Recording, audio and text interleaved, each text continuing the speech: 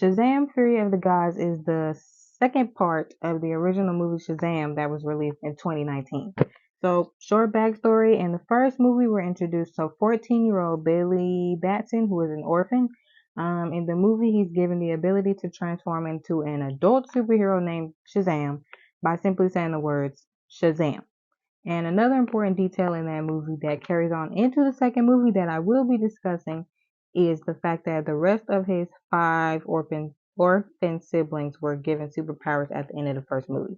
And so carrying over into the second movie, the very first scene sets the entire tone for the rest of the movie.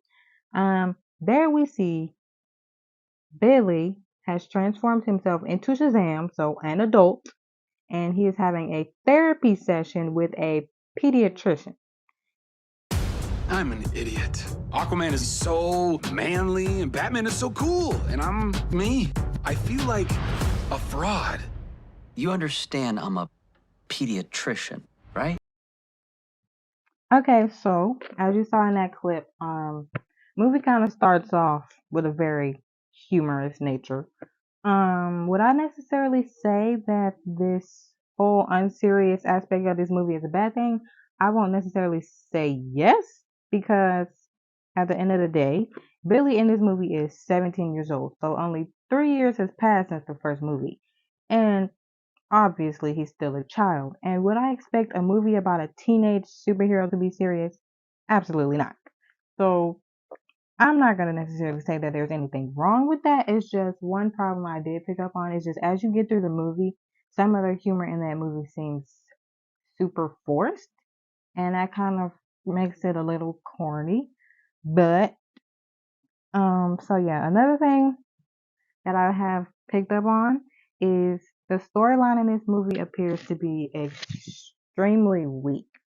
Um, Outside of the main storyline, which is obviously the hero versus villain thing, the final battle at the end of the movie, it doesn't offer very much. So everything leading up to that final battle is kind of vague, and it feels like it was just thrown in there and rushed just for the purpose of getting the movie out. Two main characters in this story is Billy and his orphan brother slash best friend Freddie. And so there's main struggles. Billy's struggles in this movie is obviously he's about to turn 18 years old, so he's about to age out of the system. And so his struggles, he's been worrying about, whether his parents will kick him out of the house or not. Freddie, on the other hand, falls in love with the villain. But yeah, another thing I think that contributes to the downfall of these storylines is there's way too many characters. And since they have there's six of them in total. So like I said, in the last movie they gave the rest of the siblings superpowers. So now you have to somehow try to incorporate the rest of these siblings into that movie, which they didn't do a very good job at because they don't really contribute to the storyline at all. Yeah. I think the problem is just they've introduced these children to us and they don't offer much background about the children, and that's the issue because as we see in like the Avengers movies, they have a lot of characters in those movies and there's no problem because people know those characters from their own movies, comics and things like that. We know who Captain America is, Iron Man, Thor. We know all those people outside of the Avengers movies. So we didn't need much storylines on that. But yeah, so two other things I picked up on. One, the movie is very predictable. Spoiler alert, Shazam dies at the end, but he comes back alive. Another thing is the villains in this movie, they don't stand out at all. And they don't appear to be very threatening or intimidating in any way.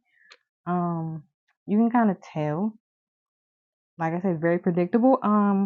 Freddy fell in love with one of the villains in this movie. Um, it was a group of three sisters. He fell in love with the youngest one. So she took a liking to him, and we can already tell at that moment she's not going to be very much help to the other two sisters at all. We can kind of pretty much see, okay, she might turn on her sisters. She might side with Freddy and Shazam instead of her sisters because she's taking a liking to this boy, which is exactly what happened. Um, so yeah, I would not necessarily say that this movie is appropriate for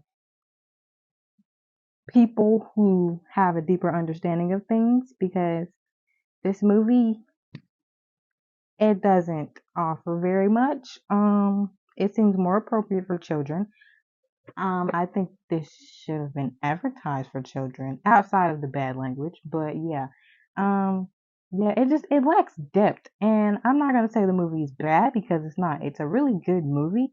It's just I feel like there's a bunch of things missing that they could have incorporated to make it better. Like I said, it lacks depth, and if they would have went a little bit more into the storyline, or possibly taken out some of those characters so that they could better develop the storyline, I think the movie has potential, or would have had potential to be a great movie.